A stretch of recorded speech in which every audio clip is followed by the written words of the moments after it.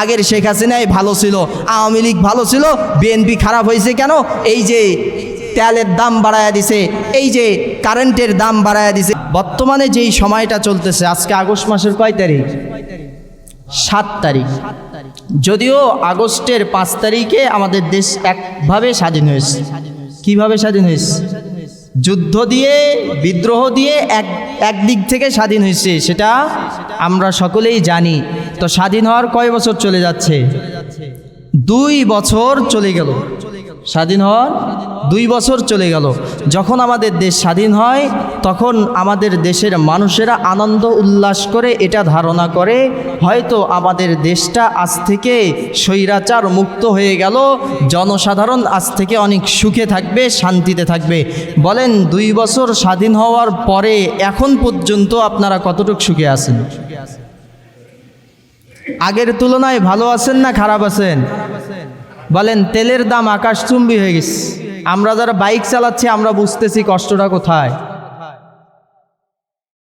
আমার কথাগুলো অন্যদিকে নিয়েন না, কথা আমি বুঝাইয়া দিয়ে বলতেছি। তেলের দাম 5ই আগস্ট স্বাধীন হওয়ার আগে যেমন ছিল এখনো তেমন আছে না বৃদ্ধি হয়েছে? বৃদ্ধি হয়েছে। শুধু কি তেলের দাম, আর কোনো কিছু বৃদ্ধি হয় নাই? গ্যাস কোথায়? বাংলাদেশে গ্যাস পাওয়া যাচ্ছে? গ্যাসের দামও বৃদ্ধি হয়েছে। কারেন্ট কোথায়? কারেন্টের একটা ইউনিট ছিল নাকি মাত্র 7 টাকা 8 টাকা, সেই 1 ইউনিটের দাম বাড়তে বাড়তে এখন হয়ে গেছে 18 টাকা। বলেন ডবলের থেকেও আরো ডবল হয়ে গেছে। শান্তিতে আছেন? সুখে আছেন? তো মনে করা হয়েছিল দেশ স্বাধীন হওয়ার পরে আমরা শান্তিতে থাকব, কিন্তু শান্তি কোথায়? আমরা সবাই শান্তি চাই না, কিন্তু সেই শান্তিটা কোথায়? আজকে দেশ যখন স্বাধীন হয় তখন খুব ভয়াবহ পরিস্থিতি হয়েছিল, কিন্তু এই ভয়াবহ পরিস্থিতির শিকার কারা হয়েছে? যারা বাড়িওয়ালা তারা হয়েছে। বাড়িওয়ালা কারা বলেন? যারা দেশ পেয়ে ভালোবাসে, দেশপ্রেমিক তারা হয়েছে। যারা বাড়িওয়ালা তারা দেশের জন্য যুদ্ধ করেছে। আজকে সেই যারা দেশের জন্য যুদ্ধ করে জীবন দিয়েছে তাদের বিচার হচ্ছে?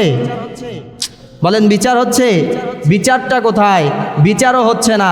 কারণ কি? আমরা যারা বাড়িওয়ালা তারা যখন বিচারক নির্ধারণ করি তখন বিচারক নির্ধারণ করার ক্ষেত্রে আমরা ভুল করে থাকি। বিচারক নির্ধারণ করার ক্ষেত্রে কি করে থাকি?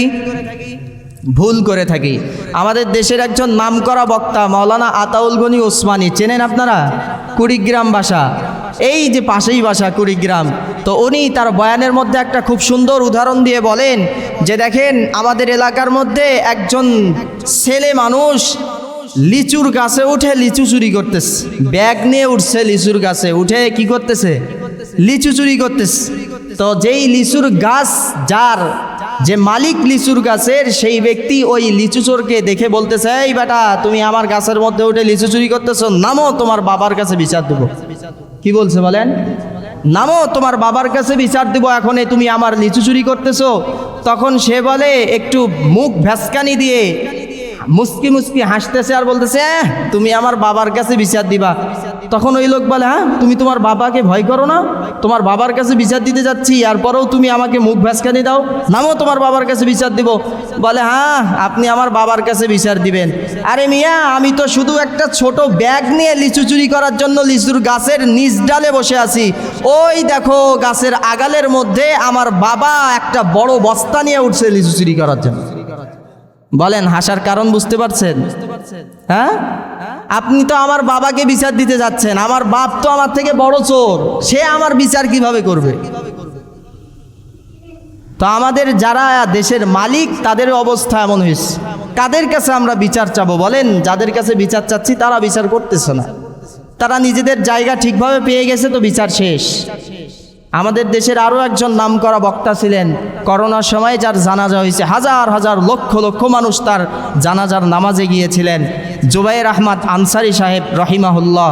তো তিনি একটা সুন্দর উক্তি দিয়ে বলতেন, এক এলাকার মধ্যে চোর আছে, এক এলাকার মধ্যে কি আছে?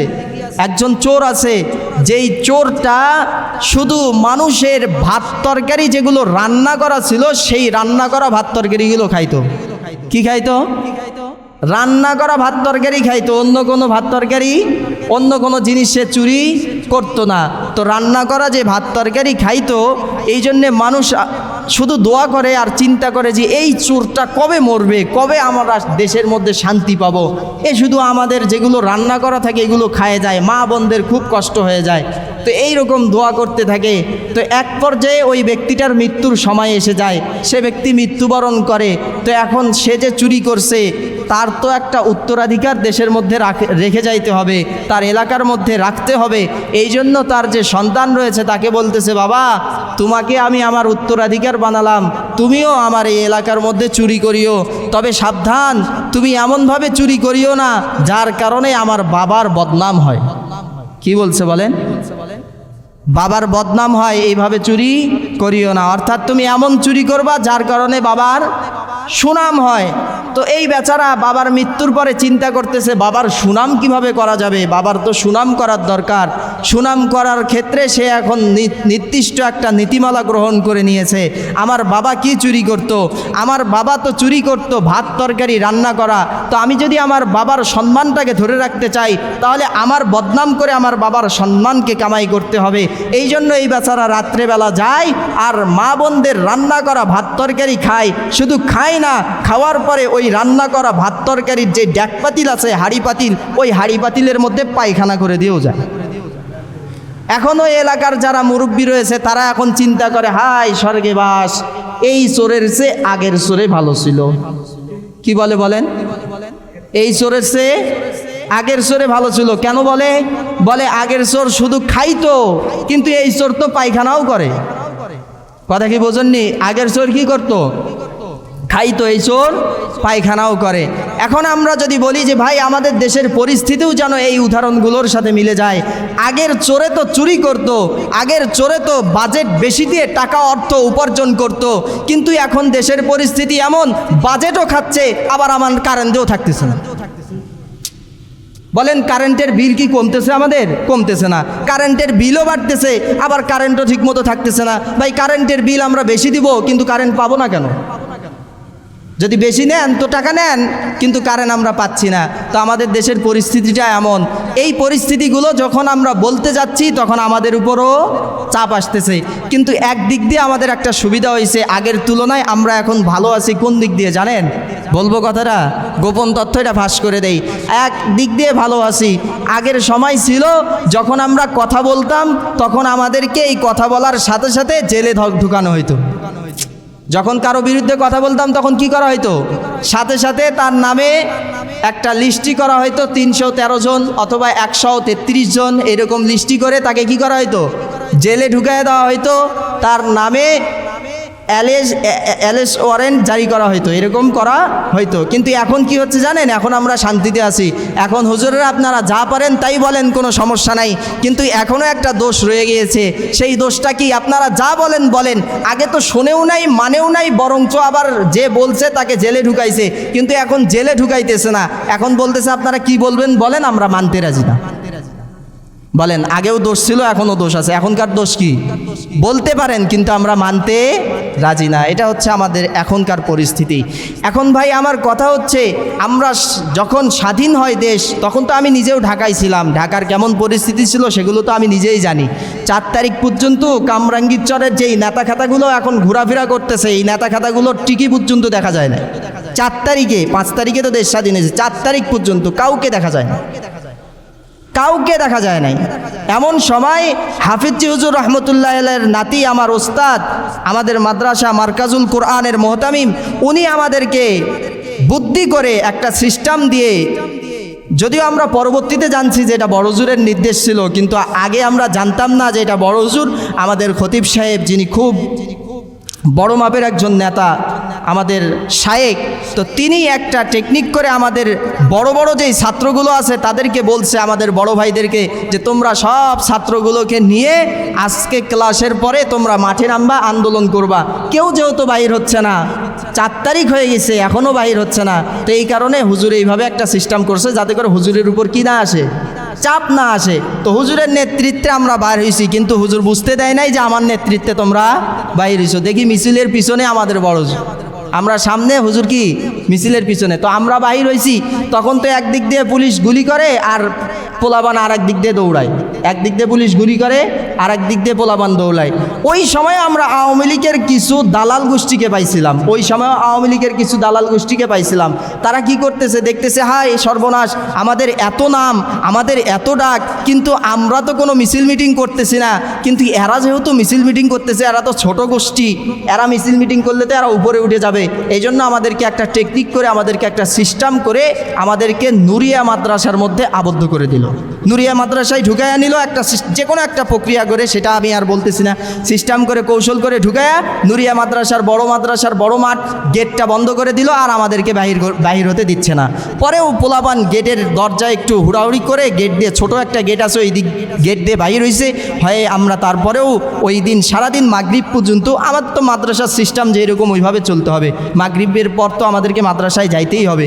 মাগরিব পর্যন্ত আমরা রাস্তার মধ্যেই ছিলাম, পুলিশ আমাদের সামনে ছিল, কিন্তু এরপরে পুলিশ তো ওই সময় গুলি করতেই। এরপরে 5 তারিখে আমরা কি করলাম, 5 তারিখে আমরা এটা নিয়াত করলাম যে আজকে ক্লাস হওয়ার পরে কোনো হুজুর বলুক আর না বলুক, আমরা সকলে যেই নির্দেশনা আসছে গণভবন ঘেরাও হবে, গণভবন ঘেরাও করার জন্য আমরা যাব। তো সেই নির্দেশ অনুযায়ী গণভবন ঘেরাও করার জন্য ক্লাস শেষ, আমরা বাহির হয়েছি। আমাদের ক্লাস শেষ হওয়ার পরে 1টার দিকে আমাদের ক্লাস শেষ হয়। কয়টার দিকে? 1টার দিকে ক্লাস শেষ হয়। ক্লাস 1টার দিকে শেষ হয়েছে, আমরা মাদ্রাসা থেকে বড় ভাইদেরকে অনুসরণ করে আমরা বাহির হয়েছি, আমরা আন্দোলনের জন্য যাব।